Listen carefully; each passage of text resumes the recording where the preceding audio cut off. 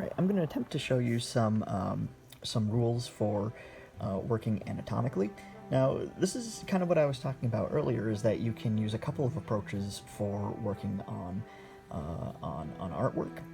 One of them is direct observation, and that has its own merits, and another is sort of understanding the general rules for drawing a given subject. Now, I don't think that either of these are going to be perfect, for the simple reason that if you want to draw from observation, you're going to need to look at a new subject each time, and it can take time to get into the sort of mindset that you would need to be drawing objectively what you see. The downside with learning rules for general subjects is that well, you need to learn the rules for each and everything that you would want to draw, right? Like if you want to draw fabrics, that's going to be its own sort of set of general tendencies that fabrics take on when you're observing them or drawing them, right? If you're drawing faces, that's going to be its own thing. Eyes are their own thing. Hands are their own thing. Hands are pretty difficult. Feet, any sort of body part is going to have its own kind of rules, right? And then you get into other subjects like metallic objects and particular things, cars and all that sort of stuff, right? They all have their own their own sort of tendencies that you would need to learn. So that can take quite a while too. So by kind of learning both, you can kind of work all the way around, right? If you're drawing something from observation and it doesn't match up with your rules, right, that you understand to be true, then you can kind of take another look at your subject and say, okay, this isn't matching up with what it like, I guess, ideally should be. So am I actually observing this correctly, or is this kind of an outlier, in its form, right? Cool. So I'm going to do an eyeball and a head. One of them is more focused on principle, and the other is focused kind of more on harder rules. So for a head, we're going to start out with a circle or a rough circular shape. Now you're going to notice that pretty much everything in the body is round in some way, right? Heads are generally round. This is pretty obvious, but if you're doing like an arm is essentially a cylinder, right? It's got muscle groups that kind of wrap around to make it not a perfect cylinder, but it is a cylindrical form, right? If you were to take a cross section, you would see that it is in fact a cylinder. So anyway, we don't really need that, but just keep in mind that almost everything you see in a body, in a life form, is going to be round in some way or another in at least one axis. Okay, so you start with your circular shape for the general cranium, and then you're going to do a line right down the middle, right? Now this line is going to sort of denote that, hey, heads are generally pretty symmetrical, right? We have two eyes, we have a nose in the middle, we've got a mouth. Actually, before I go any further here, I'm going to give us a little example of how our brain tends to symbolize, right? So when you're a little kid, and you're drawing a head, right? You're like, okay, heads are round. We know that, right? We can figure that out, right? Let's give us a decent circle shape here. And again, apologies, it's kind of difficult to hold the camera and also draw at the same time. But we got a general circle shape here, right? Okay. And so what do we got, right? We got eyes, and those are up towards the top of the head, right? Cool, perfect. You want those eyes in there, and they're not perfectly round, and we know that, right? They're kind of ovally, right? Cool. Great.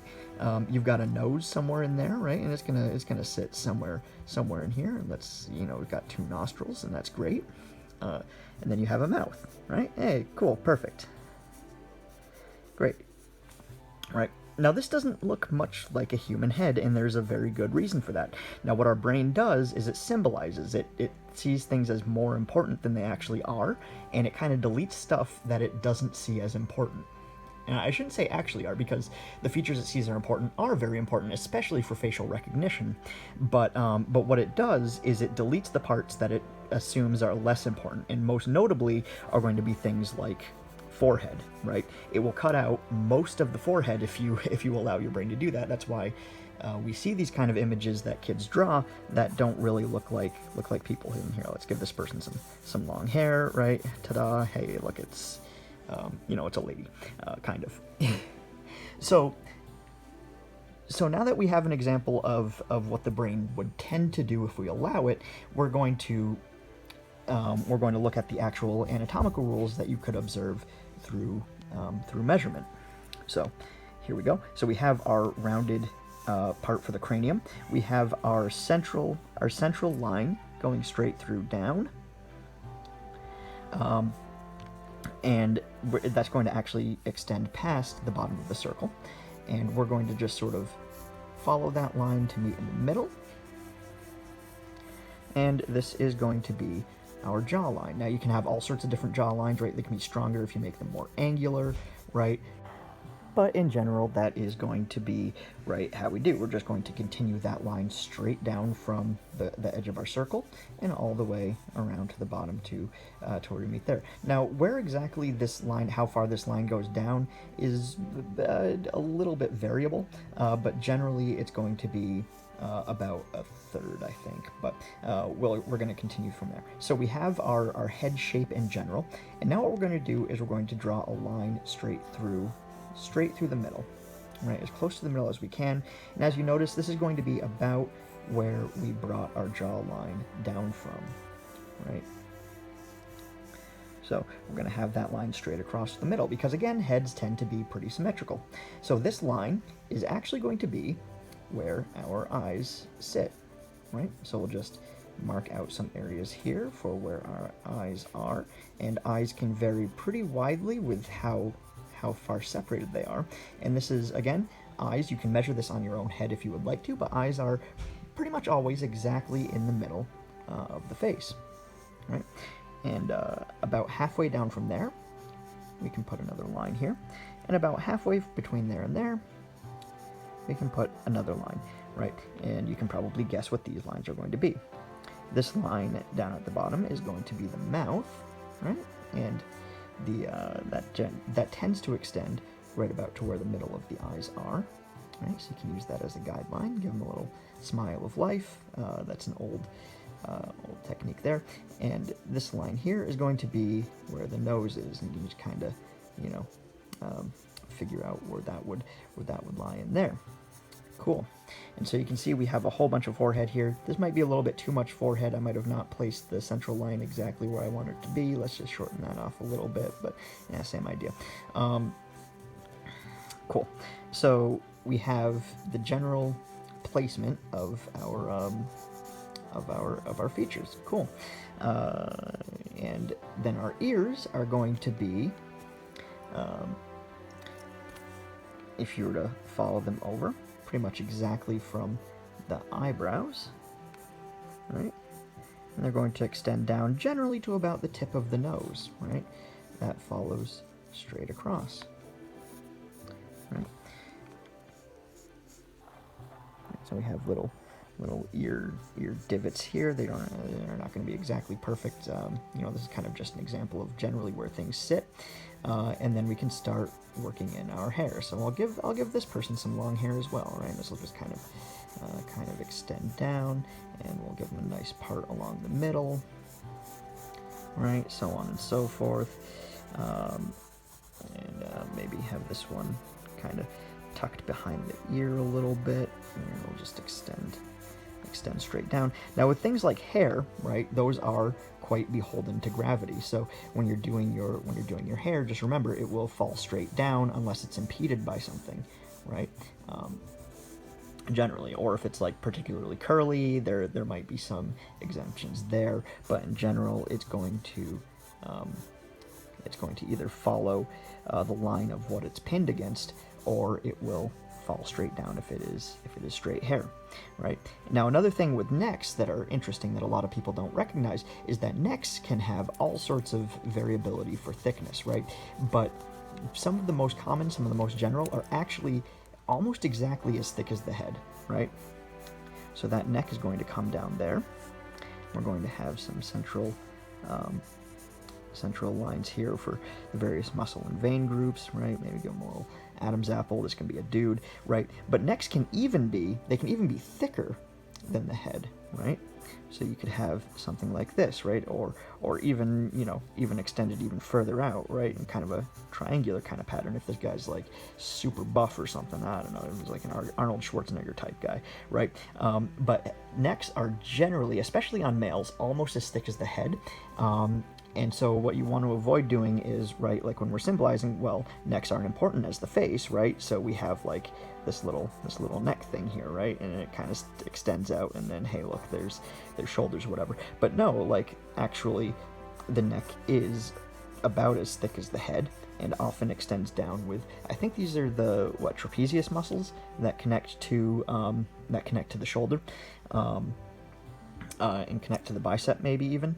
I'm not 100% of my physiology there, but yeah, generally necks are about as thick as the head, and you can, you know, extend that down and work on the rest of the body and so on and so forth. But in general, those are our rules there for describing a head. So when you're looking at a real human subject, right, and you're drawing from life, if you are finding that you're putting your eyes up, like, you know, up here, then you might be like, oh, wait, maybe my brain's symbolizing and deleting the forehead. Let me just, you know, take another look, make sure I'm actually observing what I'm seeing, before you kind of go and make that mistake.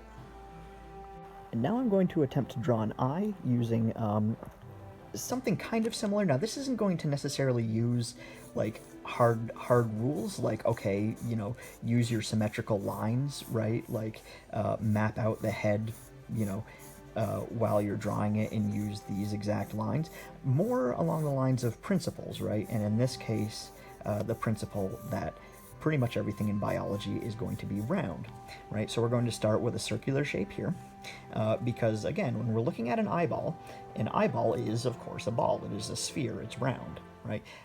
It's not the almond shape that you would draw it as necessarily, right? It is actually a sphere that's encased in the skin of the eyelids, right? So we're going to start with our rounded ball here, right, or our circle here, for that matter, which, you know, kind of on a 2D plane represents a sphere, and we're going to then work on our eyelid, and our eyelid will kind of wrap around the vertex of this, I don't know if vertex is the right word, you know what I mean. It's gonna follow the you know, the rounded shape of this sphere, right? And there's something really cool with this circle that we're going to do a little bit later, right? And we'll just follow it around, have it kind of connect at our edges, and in these edges we would have our tear ducts and stuff like that, just physiologically, right? Cool. So we have this kind of eye shape that we have described using our circle as a baseline to sort of assume it's a sphere, and then we are going to add in our iris. Now our iris can take all sorts of, you know, what have you forms, but generally, right, it's going to sit somewhere in the middle. And usually when we're looking at an actual eyeball, and this is where observation comes in, we don't have the iris just sort of like right in the middle of the eye, like somewhere in here. Usually it's a little bit obscured by the upper eyelid, right? And the same can be true of the pupil even sometimes. So we'll do our pupil. We'll assume it's a little bit dilated here. Right, that's going to be just right in the middle, and maybe some lines to describe the iris, and also to sort of describe the color variations in the iris. You can do those lines a little bit harsher in some places, a little bit lighter in others, right? A little bit more grouped up, and okay, cool. So we've got that kind of form going on there. And also, again, keep in mind that this eyelid is in fact, you know, a material, so it's going to cast a slight shadow, so we can kind of just follow that along the eye as well, right?